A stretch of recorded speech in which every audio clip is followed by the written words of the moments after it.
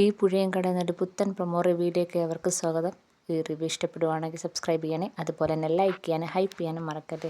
അങ്ങനെ വിനീതിൻ്റെയും ഗംഗയുടെയും വിവാഹം നടക്കുകയാണ്. അപ്പോൾ വിനീത് മനസ്സിൽ വിചാരിക്കുന്നുണ്ട്, ഗംഗയെ, നീ വിചാരിച്ച പോലെ ഒരു ചെറുക്കനല്ല ഞാൻ, എന്നാലും നീ വിചാരിച്ച പോലെ ഒരാളാവാൻ ഞാൻ ശ്രമിക്കാമെന്നൊക്കെ വിനീതാണെങ്കിൽ മനസ്സിലിങ്ങനെ പറയുന്നുണ്ട്. അങ്ങനെ ഭയങ്കര സന്തോഷമായിട്ട് വിനീതിൻ്റെയും ഗംഗയുടെയും വിവാഹമൊക്കെ കഴിഞ്ഞു. ഈ സമയത്ത് സുലോചനയും മകളും അറിഞ്ഞിരിക്കുകയാണ് അവിടെയുള്ളത് വിനീതല്ല, നിവിനാണ് അവിടെ വേഷം മാറി എന്നുള്ള കാര്യവും ബാക്കി കാര്യങ്ങളൊക്കെ നിവിൻ പറയുന്നുണ്ട്. കാവേരിയാണ് അവിടെ വന്ന് വിനീതിനെ കൊണ്ടുപോയ കാര്യമൊക്കെ എല്ലാം നിവിൻ പറയുന്നുണ്ട് സുലോചനയുടെ അടുത്ത്. അങ്ങനെ സുലോചന ആകപ്പാടെ ഞെട്ടി നിൽക്കുകയാണ്. അപ്പോൾ ഇവിടെ വിവാഹമൊക്കെ കഴിഞ്ഞ് എല്ലാവരും ഭയങ്കര സന്തോഷത്തോടെ അമ്പലത്തിൽ നിന്ന് ഇറങ്ങിയാണ്.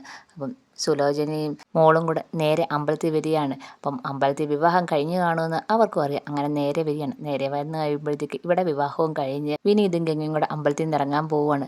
ഈ സമയത്താണ് സുലോചനയും മോളും കൂടെ വരുന്നത്. ഇവരെ കാണുമ്പോഴത്തേക്ക് ഗംഗയും അതുപോലെ മറ്റുള്ളവരൊക്കെ ഭയക്കുന്നുണ്ട്. പക്ഷേ വിനീതിന് വലിയ ഭയമൊന്നും തോന്നില്ല. അപ്പം വിനീത് പെട്ടെന്ന് ഗംഗയുടെ കൈ കയറി പിടിക്കുകയാണ്. അങ്ങനെ അവരെ മുന്നിലേക്ക് സുലോചനയും മോളും കൂടെ വന്ന് നിൽക്കുകയാണ്.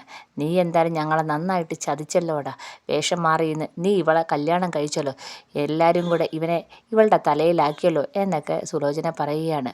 അപ്പം സുലോചനയുടെ ഈ പറച്ചിൽ കേൾക്കുമ്പോൾ വിനീത് പറയുകയാണ്, ഞാൻ എത്ര വട്ടം അമ്മയടുത്ത് പറഞ്ഞതാണ് എനിക്ക് ഗംഗയടുത്ത് വന്നേ പറ്റൂ, ഗംഗയെ വിവാഹം കഴിച്ചേ പറ്റത്തുള്ളൂ. അമ്മ എൻ്റെ ഒരു വാക്ക് കേട്ടത് പോലുമില്ലല്ലോ, അമ്മ കേൾക്കാത്തോണ്ടല്ലേ ഞാൻ ഇങ്ങനെ ചെയ്യേണ്ട വന്നേന്നൊക്കെ വിനീത് പറയുന്നുണ്ട്. പക്ഷേ സുലോചനയ്ക്ക് ദേഷ്യം അടക്കാവുന്നില്ല.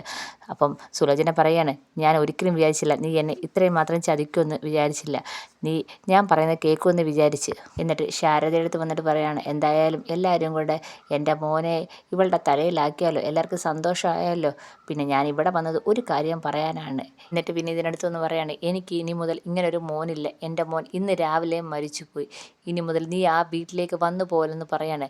എന്നിട്ട് എല്ലാവരുടെ അടുത്തുമായി പറയാണ്, എൻ്റെ മോൻ ഇന്ന് രാവിലെ മരിച്ചുപോയി, 16 ദിവസം കഴിയുമ്പം അവിടെ അടിയന്തര കർമ്മങ്ങളും അതേപോലെ ആഹാരം കഴിക്കാനും എല്ലാവരും എത്തിയിരിക്കണം, കർമ്മങ്ങൾക്കായി എല്ലാവരും എത്തിയിരിക്കണം, എല്ലാവരെയും ഞാൻ എൻ്റെ വീട്ടിലേക്ക് ക്ഷണിച്ചിരിക്കുന്നു. 16 ദിവസമാകുമ്പോൾ വിനീത് എന്ന എൻ്റെ മോൻ മരിച്ചതിൻ്റെ കർമ്മം ഉണ്ടെന്ന് പറയാണ്. ഇത് കേൾക്കുമ്പോൾ എല്ലാവരും ഒന്ന് ഞെട്ടുകയും അതുപോലെ സങ്കടപ്പെടുകയൊക്കെ ചെയ്യുന്നുണ്ട്. അമ്മയെന്ന് വിളിക്കുന്നുണ്ട് വിനീത്.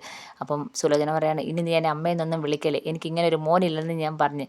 അപ്പം അമ്മയും വരണം, മുത്തശ്ശിയെടുത്ത് പറയണം, അമ്മയും വരണം, അവൻ്റെ കർമ്മത്തിൻ്റെ പങ്കുചേരാനും അതുപോലെ ആഹാരം കഴിക്കാനെല്ലാം അമ്മയും വരണമെന്നും പറഞ്ഞിട്ട് സുലോചന ഭയങ്കര ദേഷ്യത്തിലങ്ങ് പോവാണ്. ഇതൊക്കെ കേൾക്കുമ്പോഴത്തേക്ക് ഗംഗയ്ക്ക് വിനീതിന് ഭയങ്കര സങ്കടമാവുന്നുണ്ട്.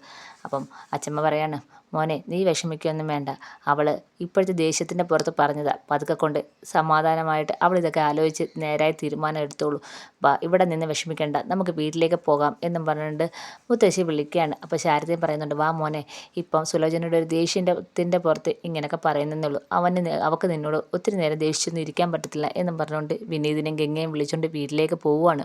അങ്ങനെ വീട്ടിൽ ചെല്ലുന്ന ഗംഗയെ വിളക്ക് കൊടുത്ത് ശാരദയാണ് വീട്ടിലേക്ക് കയറ്റുന്നത്. അങ്ങനെ വിനീതിനെയും ഗംഗയും ആചാരപ്രകാരം ശാരദ വീട്ടിലേക്ക് കയറ്റുന്നുണ്ട്. അങ്ങനെ അകത്ത് വന്ന് എല്ലാവരും ഭയങ്കര സന്തോഷത്തോടെ ഇരിക്കുകയാണ്.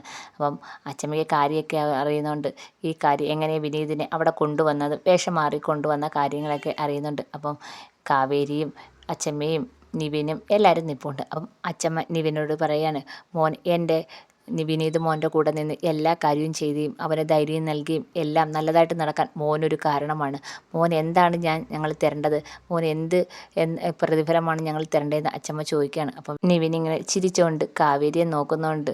അപ്പം നിവിന് കാവേരി ഇഷ്ടമാണല്ലോ, നിവിൻ ഇങ്ങനെ ചിരിച്ചുകൊണ്ട് നിൽക്കുകയാണ്. ഇതൊക്കെയാണ് പ്രമോ വിശേഷം.